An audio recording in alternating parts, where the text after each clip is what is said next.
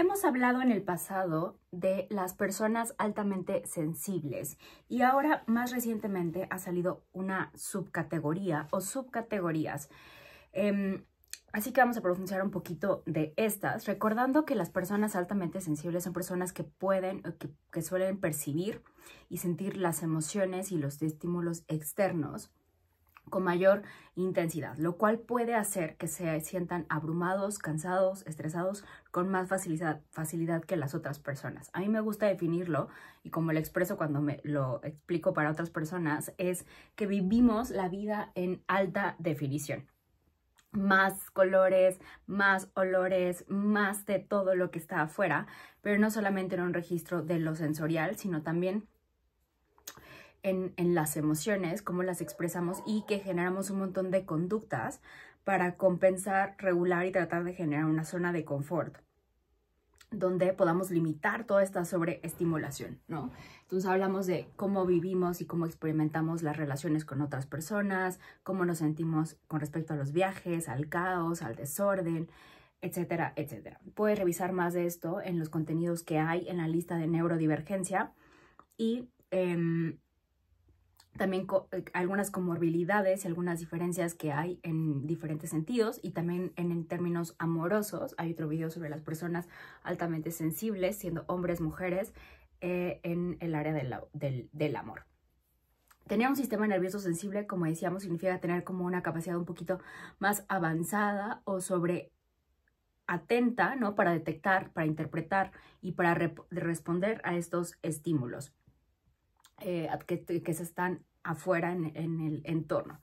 Más o menos se estima que en términos de estadísticas, entre un 15 y un 20% de las personas son altamente sensibles. En realidad es un porcentaje bastante alto, que muchas veces se confunde con otros trastornos, por eso es importante, ¿no? Y el término, bueno, de persona altamente sensible fue introducido por la psicóloga Elaine Aron, que tiene un doctorado y fue utilizado a principios de los 90 para definir las particularidades fundamentales que tienen que ver con el registro de los sensorial. La sensibilidad de procesamiento sensorial, así lo llamó ella en su momento.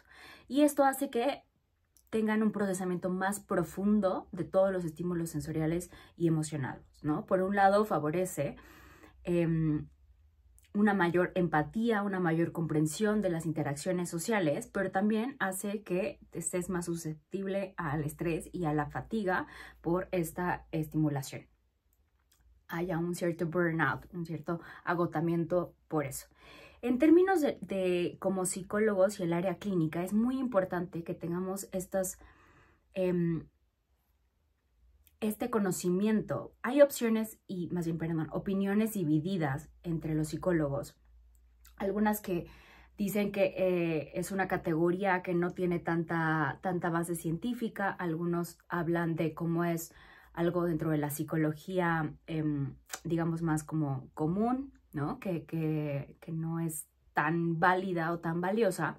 Sin embargo, bueno, tú puedes crearte tu propia opinión si eres una persona altamente sensible o no. Como sea, sirve no para definirte como un diagnóstico, que haya algo que hacerse, que haya que tratarse, pero sí ayuda a entender muchas características, muchas formas de vivir y de relacionarte con las cosas. Siempre, como te lo digo, como con cualquier otro nombrecito, es no comprarnos totalmente ningún diagnóstico para limitarnos, sino solamente para entendernos y para ayudarnos a tener una zona más amplia de seguridad, de confort, para conocernos.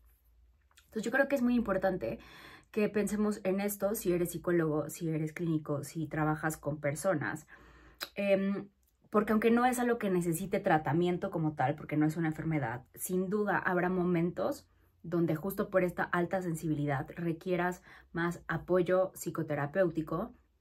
Y si vas con una persona que no tiene esta sensibilidad, que no sabe lo que es esto o no tiene conciencia de lo que es esto, puede que te busque enjaretar o meter en otros diagnósticos que no corresponden con lo que eres.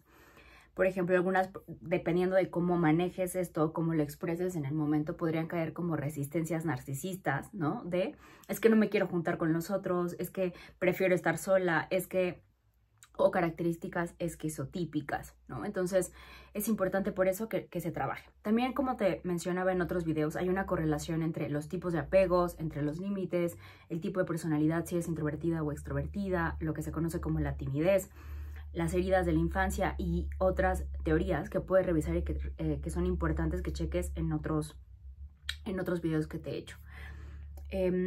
Así que pues, recordemos que las personas paz tienen cuatro pilares que tienen que ver con el procesamiento de la información, que es la tendencia a analizar o reflexionar más sobre la información por esta idea de que se vive más. Entonces son personas que tienden a estar trabajando mucho su mundo interno. La 2, la sobreestimulación o el overstimulation, que puede hablar de las personas en la profundidad, pero también en una necesidad de esa recarga de energía, ¿no? Que tiene que ver un poquito con esa tendencia hacia la introversión, no hacia la timidez, pero sí hacia la introversión, que es me agoto mucho estando en todo el tiempo hacia afuera. La tercera, que es la reactividad emocional o empatía. A mí me gusta más definirla como empatía, porque cuando hablamos de reactividad emocional, que sí también entra dentro de esto de acá, es como generar un estereotipo de que aunque ciertamente somos más intensos, ¿no? Porque sentimos más, tenemos más vibrantes los colores emocionales, no necesariamente hace que seamos impulsivas, ¿no? Y cuando hablamos de reactividad, hablamos de que solamente no hay un filtro de eso y que fuera algo malo, ¿no? Que son personas que son lábiles emocionales, con eso se confunden, ¿no? Entonces, con un buen trabajo emocional se puede aprender a gestionar las emociones sin negar las emociones, ¿no? Y la cuarta, que es la sensibilidad sensorial, que ya hablamos de todo esto, que es vivir en lo intenso, ¿no? En vivir la vida en alta resolución en términos de lo sensorial. Entonces, bueno, hay diferentes categorías, vas a encontrar diferentes autores como lo nombran de diferentes formas. En realidad yo creo más en estas 6 o 7 y después al final te voy a contar otras que también existen en el mundo de posibilidades, solo para que las conozcas. La primera es la psicomotora, que habla de los individuos que hablan más hiperactivos, más energéticos, más dificultad de estar como inmóviles por mucho tiempo, ¿no? Y habla de que tienen una gran cantidad de energía, que hablan muy rápido. Por eso te decía que parece que tenemos TDAH, porque nos tenemos como dislexia de repente por lo rápido que queremos hablar y decir las cosas, que son muy afectuosos, que son muy cálidos, que son muy cercanos. También son más como nerviositos, ¿no? Porque como que tienen más ansiedad, o parecería que tienen como más ansiedad. Y también pueden tender a ser más competitivos y tienen un mayor riesgo de adicción. Y este es la comorbilidad, donde se puede como confundir con trastorno de déficit de atención, que no lo es, pero es importante que lo sepas. Y bueno, como ves, ahí entro yo, por ejemplo. Todos tenemos de todo, y eso es lo importante, un poco enfatizando esto, te lo menciono al final, pero son categorías que ayudan a ver de cuál tienes más, no es que no tenga de todos estos, y que te ayudan simplemente a conocerte un poquito más. Dependiendo de cada uno de ellos, puedes tener ciertas defensas o cierta organización defensiva que se adapte más para poder manejar ese tipo de perfiles, ¿no? La 2 tiene que ver con la sensorialidad, y a mí me gusta pensar como es sensorial divertido, porque hay uno no tan divertido, que son personas que viven su vida como con mucha intensidad en términos de las experiencias sensoriales, ¿no? Por ejemplo, a mí me gusta mucho ir a museos sensoriales, a cosas como tienes mucha afinidad por el arte, la música, la cultura en general. También tienen una gran necesidad de ese espacio personal. Necesitan estar como en espacios como, sí, bellos. Tenemos también esa tendencia hacia la belleza. Y estos dicen que tienen más como la tendencia hacia la validación externa, que puedes buscar más la aprobación, la validación. De nuevo, es como tendiente más hacia la estética de las cosas.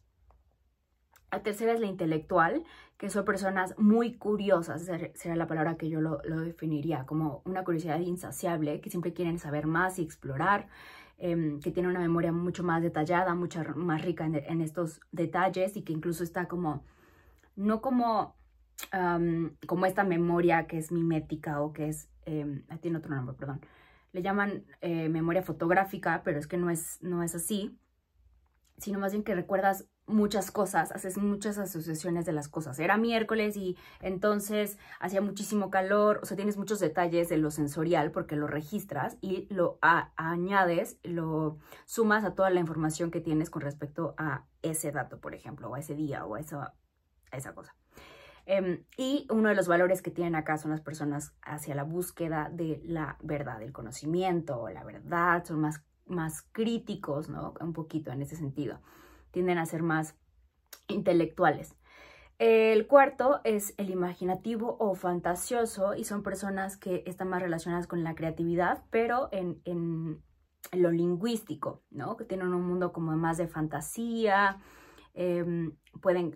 podrían ser muy buenos, por ejemplo, en crear narraciones espectaculares, en crear mundos irreales. Tienen una poca tolerancia al aburrimiento, ¿no? No les gusta la monotonía, siempre están como buscando nuevos estímulos y tienen esta necesidad de actividades muy creativas, ¿no? Como te digo, a mí de repente se me hacen como bastante, o no sé si porque yo siento que tengo de todos, pero se me hacen bastante repetitivos, ¿no? El quinto sería el intuitivo y son personas con sentido intuitivo muy fuerte, ¿no? Esta cosa como emocional muy fuerte, son precisos, ¿no? Muy hábiles para entender las emociones de los otros, tienen confianza en la toma de decisiones porque tienen este gran sentido de la intuición. Les molesta tomar malas decisiones, como que son muy autocríticos en ese sentido y detectan más como la energía, hablan más como de las energías y pueden tener este perfil más de hablar de cosas de vibras, por ejemplo, ¿no? El sexto sería el emocional o el empático, que habla de personas con alto nivel de empatía, con formación de vínculos emocionales muy fuertes y muy profundos. Aquí hablan también de los cambios de humor y de la dificultad para adaptarse a los entornos nuevos. Buscan como más lo familiar de conocido. Y el séptimo, que hablan del sensorial, porque este es el que yo digo que no es nada positivo, porque se abruman demasiado, les duele las luces brillantes, los ruidos fuertes o las texturas, por ejemplo. Tienen reacciones de incomodidad o de irritabilidad, incluso evitación de ciertos ambientes estimulantes, más sensibilidad a los cambios, por ejemplo, de temperatura. Y en general como a los entornos y les provocan un poquito más de ansiedad. Otros hablan, por ejemplo, de las personas orquídea, ¿no? Que son personas comprometidas, hablan un poquito más como de rasgos de personalidad, más que por cuestiones biológicas o sensoriales. Y ellos hablan de personas comprometidas, fieles en las relaciones, que evitan conflictos, ¿no? Las personas sunflowers. Aquí en los orquídea también es un concepto que nace como los niños orquídea, que según algunos estudios hablan de esta combinación genética y psicológica, y uno de ellos es el doctor Thomas Boyce, que es un pediatra y psiquiatra en California, y fue el primero en hablar de estos niños orquídea, y habla de estos niños que tienen mayor vulnerabilidad emocional a tener depresión, ansiedad, y por ejemplo también habla otra doctora, la doctora, ¡ay Dios, qué nombre!, Rebeca Cáceres, que habla más de tener esta tendencia hacia la vulnerabilidad, como que son más frágiles, así los pintan un poquito, ¿no? Esa sería la palabra que yo utilizaría, más frágiles porque su estabilidad emocional está más laxa, más tendiente, ¿no? Y estos niños sí son más identificables desde la infancia. Los niños o las personas sunflower hablan de conexiones que son como muy amigables, que son esas personas de me cayó bien o no me cayó bien, pero desde el principio de la relación y basan toda la relación casi en esos primeros minutos. Las empatíen, así les nombran, les juro que yo no pongo los nombres, que son personas cariñosas que sueñan con relaciones perfectas y más idealizadas, ¿no? Ahí puedes como generar estas homologaciones con las características que te leí antes. Y las paz mimosa, que hablan de el cuidado que ponen en sus relaciones, en elegir, por ejemplo, muy sabiamente a las parejas, ¿no? Hablan mucho de esta... yo pensaría un poquito, si lo emulara o tratara de comparar con las otras características o las otras clasificaciones, con un perfil un poquito más racional, ¿no? Están también las sensoriales de límite delgada, que hablan que hay una cierta comorbilidad, como ya te decía, por esta labilidad emocional, cuando no saben poner límites, pero no solamente límites entablados como de lo concreto de qué es tuyo y qué es mío, perdón, no solo emocionales de lo que es tuyo y qué es mío, sino de lo concreto, ¿no? Y por lo tanto hay una comorbilidad con lo que se podría entender como personalidades límites, que no hay mucho esta distinción entre tú y el yo. Las personas altamente sensibles más excitables, que hablan de lo empático y de lo emocional, y hay otras personas que incluso esta me pareció ya bastante rara, que altamente sensibles a la electricidad. Y aquí, además de todo lo que ya hemos mencionado con respecto a lo que somos sensibles, hablan de los rayos, que también entraría de los ruidos, por ejemplo, para mí entraría como dentro de los ruidos. Pero bueno, hay otras que hablan de las PAS emocionalmente excitados, de los intelectualmente excitados, de los sensorialmente excitados o de los socialmente excitados, que hablan de hacia qué aspectos del ser se tienden a exaltar más, ¿no? Repito, creo que esto, lo más importante es que recordemos que ninguna de estas categorías es fija, que solo son una guía, y que una misma persona puede mostrar rasgos, ¿no? Características de una, de varias o de todas, y a lo mejor en el mundo de las PAS, que esto es donde salen ese tipo de artículos, hace mucho más sentido y dices, claro, yo tengo solamente de este. Creo que entre más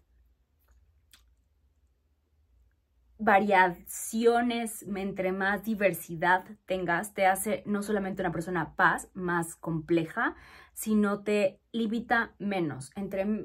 Te permitas ser y expandir más de lo que puedes ser, creo que es más útil. Hablamos, y puedo pensar en esto desde un lugar de flexibilidad mental, de donde no te cases con un aspecto ni de ti, ni del otro, ni de un diagnóstico, ni de nada. Ojalá eso te ayude a entender un poquito más sobre estos rasgos, sobre lo complejo y lo multifacético que puede llegar a ser. Y que si no entrabas en alguna de las principales características de las personas altamente sensibles, a lo mejor acá te haga más sentido y digas, esto en particular a mí sí me hace mucho más sentido. Entonces, que te sea como útil desde ese lugar. Y que también esto abra la posibilidad a nuevas investigaciones, a nuevo conocimiento y seguir complejizando y creando sobre esto. Ya me contarás tú qué opinas. ¿Estás de acuerdo con esas categorías? ¿Te hace ya demasiado? Si eres persona altamente sensible, ¿qué es lo que tú piensas? Y si no eres persona altamente sensible, ¿cómo ves como todo este mundo de las personas altamente sensibles? A muchos les llama la atención lo coloridas, vibrantes, chisporroteantes, desde la palabra que yo utilizo, que somos las personas altamente sensibles. Y como todo, siempre tendemos a creer que todos son iguales o queremos hacer que todos sean iguales. Entonces, yo creo que esto es un superpoder. Hay muchos libros que hablan de esto, del poder de sentir, del poder del introvertido. Hay muchos libros que lo manejan así. Yo tengo un podcast en mi canal de podcast, A Comernos el Mundo con Marlene DM, que hablo del poder de la sensibilidad. No solamente a través de las personas PAS, sino en general de todas las personas, cómo podemos exponenciar y potencializar nuestros dones sensibles. Ojalá esto te resulte útil.